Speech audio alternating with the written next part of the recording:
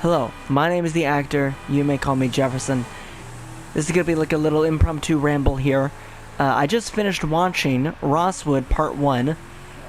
My brain is scrambled right now. It seems to me like this is in the same continuity as Marble Hornets.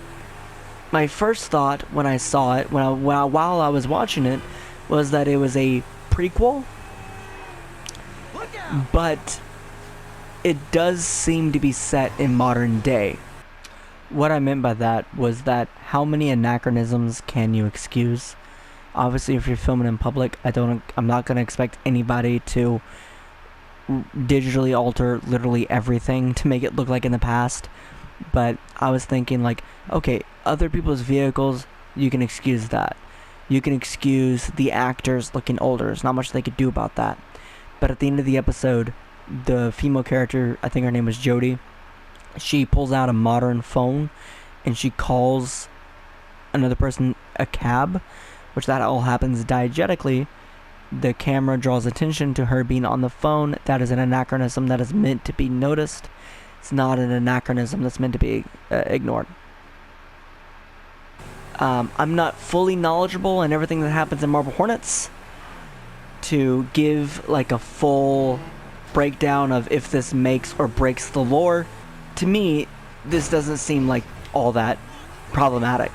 Spoilers, go watch it, please. That's an order from your commander. We see multiple characters in it. Crayley in the real world is what the in-universe show is called, but in our universe, the real world, it's packaged and sold as a Rosswood Part 1. Which is very similar because I brought that same theme up in my last FNAF theory video where stuff is packaged in our world one way but referred to in universe a different way. Jay, I go to a website, I type in Marble Hornets, you know what I found? Jay, you ever heard of a website called DeviantArt? We see Alex back in Rosswood interviewing several people, and we see the hospital that I believe. Once again, I'm no lore expert, so please correct me if I get something wrong. We see Alex, the subject of the episode is the hospital that I think Tim stayed at as a child. Then, later in the episode, he interviews a random pedestrian on the street, a random vagrant, who tells a story that follows very similarly to past MOs that we've seen the operator use. Memory loss, sudden sickness, and we even in his story, the two girls use very similar language to the Eric Knudsen posts, where they kept repeating, "It took him," and they mentioned the same tunnel from the earlier Marble Hornets videos. What does this mean, right? For most of the video, I was thinking, oh, they're reusing the names Alex and Jay because they're like references, right? And then I thought, okay, well, we're in Rosswood, but this is a different story. Primarily because even though it was uploaded on the Marble Hornets YouTube channel, it was just called Rosswood. But then, like I said, similarities kept stacking up, and the guy at the end tells the story just about the operator, and I look on a different channel and it's called I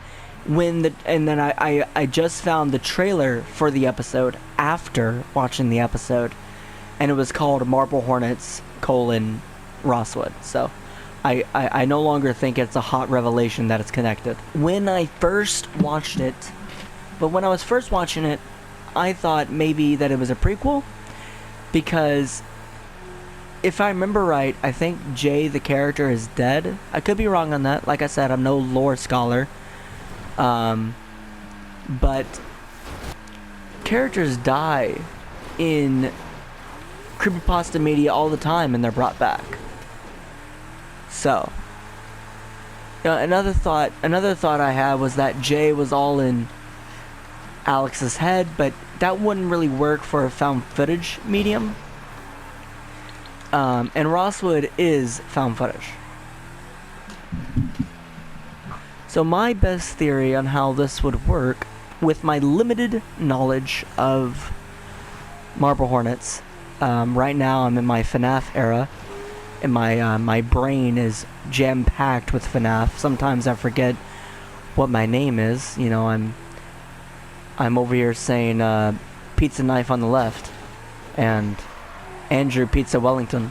But if we look to a different piece of media for this analogy that I'm trying to build, let's look at the It movies, because I've never read it, but I watched both the 1990 miniseries and I watched It 2017 and It Chapter 2, which came out of 2019. In It Chapter 2, the Losers Club lose their memories of everything, like almost as soon as they leave Derry. It's like a city limits thing. But then when they get back, their memories are restored. Now, obviously, Alex, being back in Rosswood, doesn't really have his memories back. But in Marble Hornets, we saw that the operator would mess with the memories, and being absent of his influence would also erase your memories of him. We saw that Tim, after going so long without being under the operator's influence, believed that he was just making it up as a child, that his memories were fake, and that the operator never existed. Let me know if I'm massively off the mark. Like I said, I've not watched Marble Hornets all the way through. I'm not a Marble Hornets lore scholar. It's very possible. It's possible that I just got something wrong. Maybe when is that cop car upside down? I might do a follow-up to this video in the future when I'm more knowledgeable on Marble Hornets, or maybe in the future when more episodes of Rosswood are out.